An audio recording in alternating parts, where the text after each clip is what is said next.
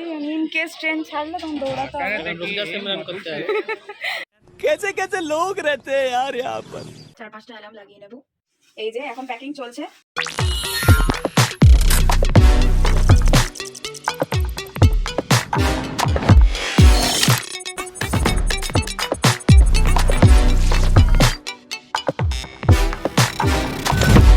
Hey everyone, welcome back to my channel Infinite Risha. আমি Rishani আর আজকে এসে গেছি আরেকটা নিউ ব্লগ নিয়ে। তো এই ব্লগটাতে আজকে আমি বিকেলবেলা থেকে স্টার্ট করছি, কারণ বিকেলবেলায় আমরা অলমোস্ট প্যাকিং যেগুলো করছি সেটা নিয়ে কিছুটা তোমাদের সাথে শেয়ার করব, এবং কোথায় যাচ্ছি সেটা আস্তে আস্তে পুরো ব্লগটা দেখো, তাহলে বুঝতে পারবে।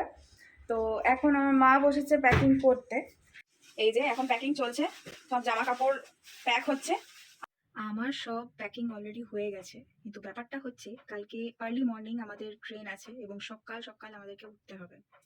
মেনলি আমি সকালে আমার উঠতে প্রচণ্ড গায়ে জ্বর আসে, কোনো উপায় নেই, ঘুরতে যাব বলে কথা, উঠতেই হবে। 4-5টা অ্যালার্ম লাগিয়ে নেব। যাই হোক, কালকে সকালবেলা ব্লগটা আবার কন্টিনিউ করছি। Bye bye. যাই হোক, বাই বাই বললে চলবে না, কালকে সকালেই দেখা হচ্ছে তোমাদের সাথে। Stay tuned. আর এখন আমরা চলে এসেছি স্টেশনে, আর স্টেশন থেকে আমরা এবারে ট্রেন ধরবো। ঠান্ডায় পুরো অবস্থা খারাপ একদম।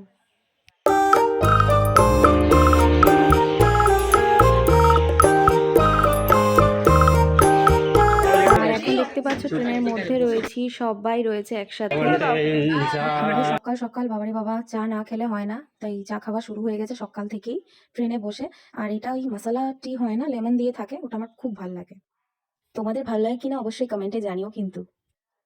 পাপি হাই করে দাও।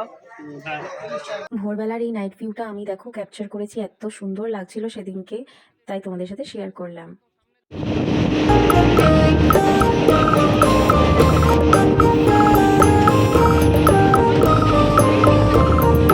যেহেতু ক্রিসমাসের দিন ছিল সেদিনকে 25 ডিসেম্বর, তাই আমরা স্টেশনে কেক কিনে নিয়েছি।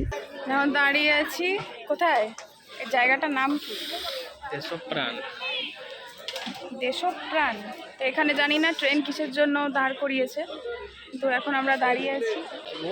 আর প্রচুর গরম এই দিকটা। ঝাউবন শুরু হয়ে গেছে, দেখতে ইন কেস ট্রেন ছাড়লে তখন দৌড়াতে হবে।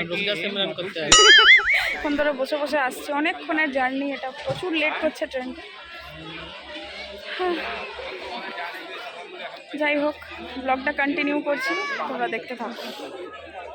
আর এই যে এখন আমরা গন্তব্যস্থলে পৌঁছে গেছি, আর দেখতে পাচ্ছ প্রচুর ভিড় ছিল সেদিনকে, 25 ডিসেম্বর ছিল, আর এত ভিড় যে বলার নেই। তো এই হচ্ছে সেই দীঘা, যার জন্য এত প্যাকিং আর এত এক্সাইটমেন্ট।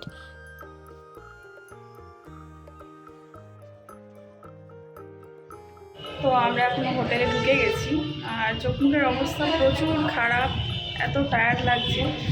এখন যাচ্ছি একটু পেট পুজো করতে, খেতে যাচ্ছি, দেখি লাঞ্চে কি পাওয়া যায়। লাঞ্চে এখানে আমরা ডাল ভাত, মাছের ঝোল আর একটা কিসের তরকারি ছিল, আলু দিয়ে পেঁপে দিয়ে, ওটা খেলাম।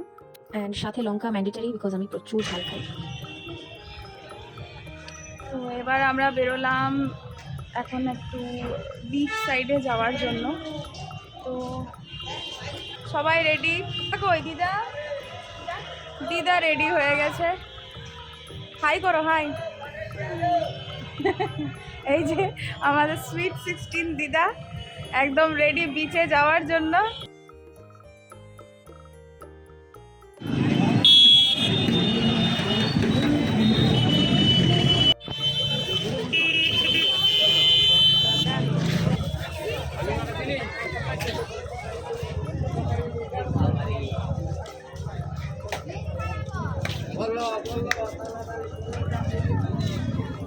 শুধু ফুচকা খাবো, কোথায় ফুচকা পাচ্ছি না। Control control. আমরা ফুচকা দেখতে পেয়েছি, ফুচকার সন্ধান।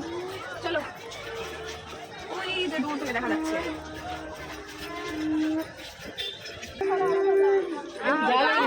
খুব ঝাল, এত ঝাল না হলে জমতো না, খুব ঝাল। লাইনটা ঘুরু।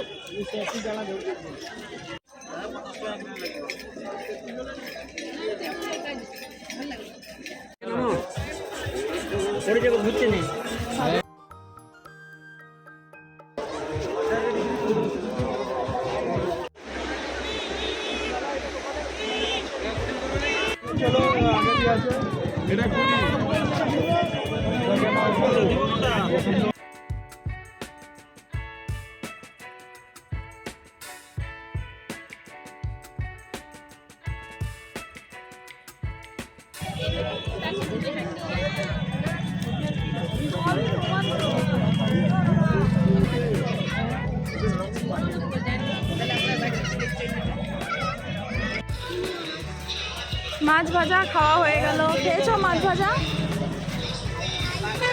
ভালো ছিল না, ভালো ছিল না।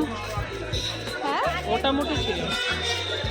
চিংড়ি ভাজা, কালকে অক্টোপাস খাবো। কি খাবে? অক্টোপাস। অক্টোপাস। বাবা, অক্টোপাস আমি কোনোদিন খাইনি, যাই হোক কালকে ট্রাই করতে হবে। আজকে আপাতত মাছ ভাজা খেয়ে এরপরে ডিনার করব, তারপরে আজকের ব্লগটা এখানেই এন্ড করব। প্রচুর টায়ার্ড হয়ে গেছি আমরা সারাদিনে। দেখা যাক, ডিনারটা করে ঝটপট শুয়ে পড়ব, তারপরে কালকে পার্ট 2টা তোমাদের সাথে শেয়ার করব।